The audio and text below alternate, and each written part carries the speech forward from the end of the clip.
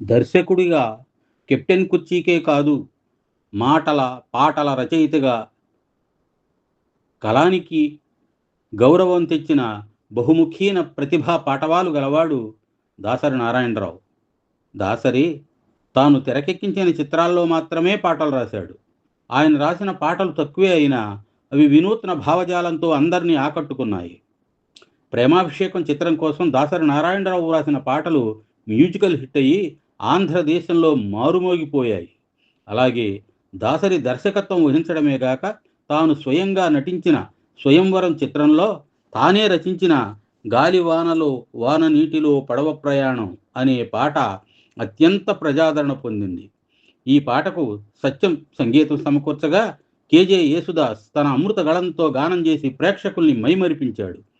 ఈ పాట చిత్రీకరణలో శోభన్ బాబు, జయప్రద, దాసరి నారాయణరావు ముగ్గురు అద్వితీయ హావభావ ప్రకటనతో పోటీపడి నటించి ప్రేక్షకుల మనసుల్లో చెరగని ముద్ర వేశారు. 'గాలివానలో వాన నీటిలో పడవ ప్రయాణం' అనే ఈ పాటతో దాసరికి గాన నివాళి. గాలివానలో వాన నీటిలో, గాలివానలో వాన నీటిలో పడవ ప్రయాణం, తీరమెక్కడో గమ్యమేమిటో తెలియదు పాపం, తెలియదు పాపం. ఇటు హోరు గాలి అని తెలుసు, అటు వరద పొంగు అని తెలుసు, హోరు గాలిలో వరద పొంగులో సాగలేనని తెలుసు, అది జోరు వానయని తెలుసు, ఇవి నీటి సుడులని తెలుసు,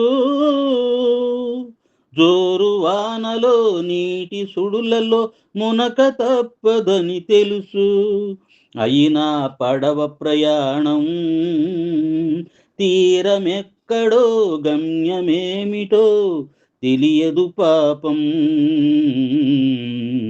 తెలియదు పాపం. ఓహో